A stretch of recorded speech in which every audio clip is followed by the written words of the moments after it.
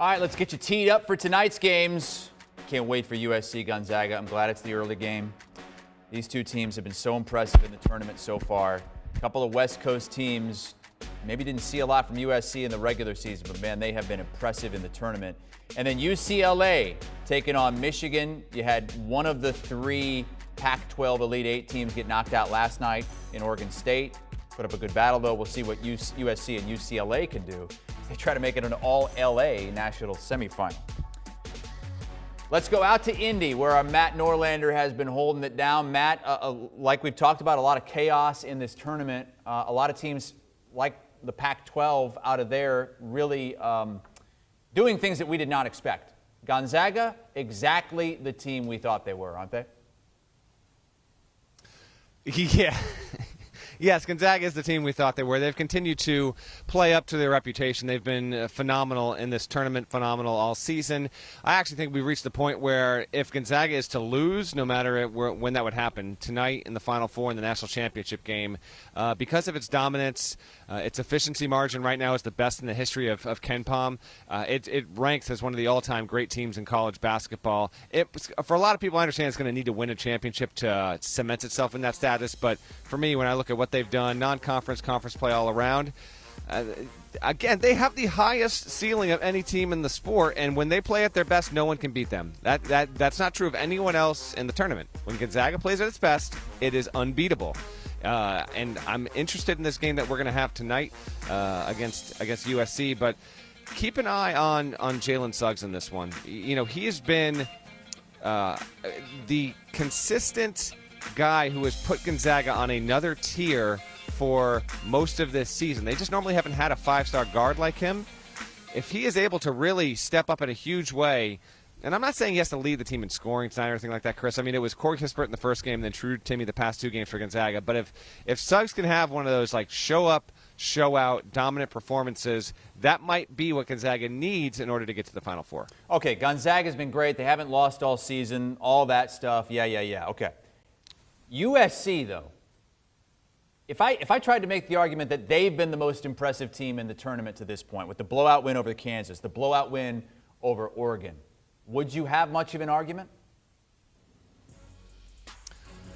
There would be an argument there. I mean, USC actually is played, considering opponents, it's played the best of anyone in the tournament from an efficiency standpoint. That's an objective stat there, and they've been tremendous. I'm not surprised by it.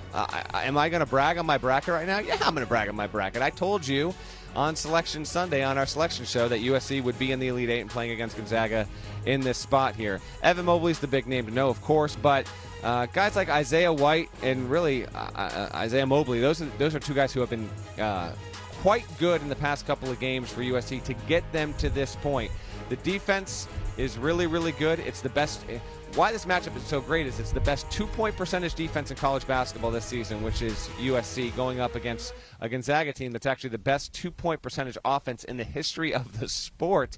So we'll see which side wins with that clash tonight. But Andy Enfield's done a wonderful, wonderful job, and this team has grown so much. It's a team built almost primarily by transfers, and to get to this stage, I mean, this is not something that is that's easy by any stretch of the imagination.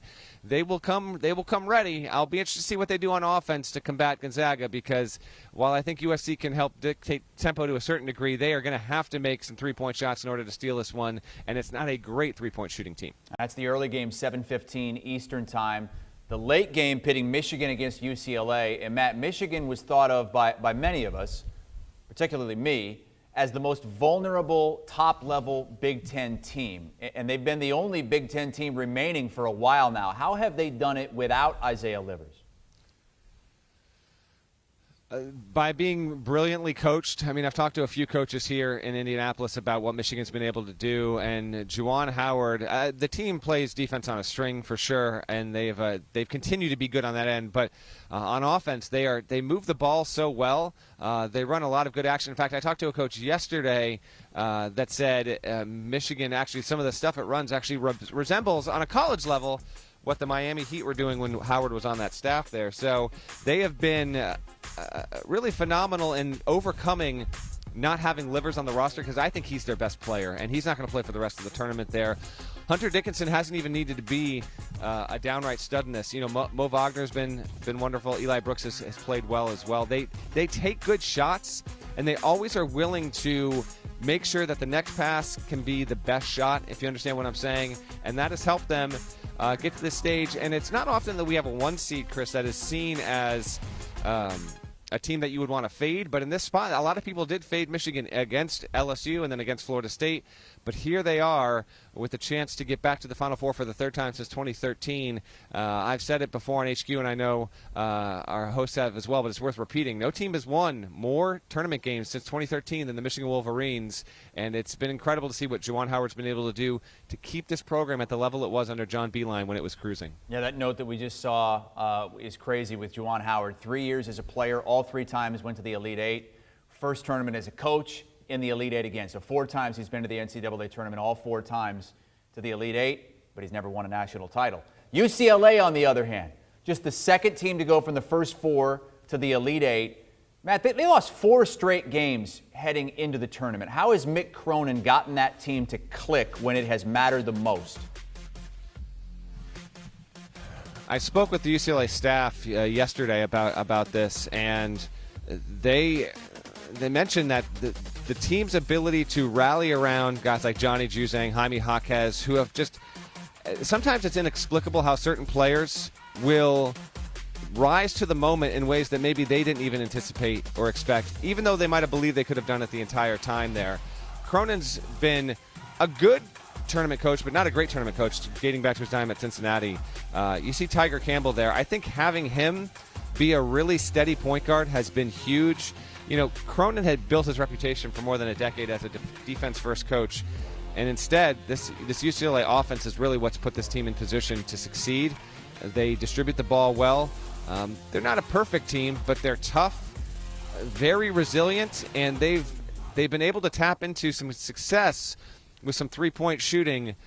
Clearly, Cronin and that staff have done a wonderful job scouting their opponents, and the UCLA players, they just simply believe that this is where they need to be. This is where they should be. They're not looking back at the inconsistencies from December and January or even the end of the season there, and it really speaks to how impressive they are and what they've been able to do here.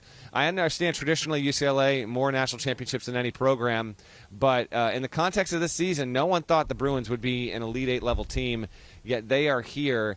And Johnny Juzang, phenomenally, a guy who left Kentucky because he couldn't get minutes, he's become one of the 5 most important players in this tournament. No team has gone from losing their last 4 games entering the tournament to getting to the Final Four. UCLA has a chance to do that tonight, just before 10 p.m. Eastern Time tip against Michigan. Matt Norlander is going to be back with us in just a moment here on HQ as we preview the final Elite Eight games before the Final Four. You can hear Matt and Gary Parrish in the Eye on College Basketball podcast. They recorded a fresh episode late last night, early this morning, reacting to the first 2 Final Four entries.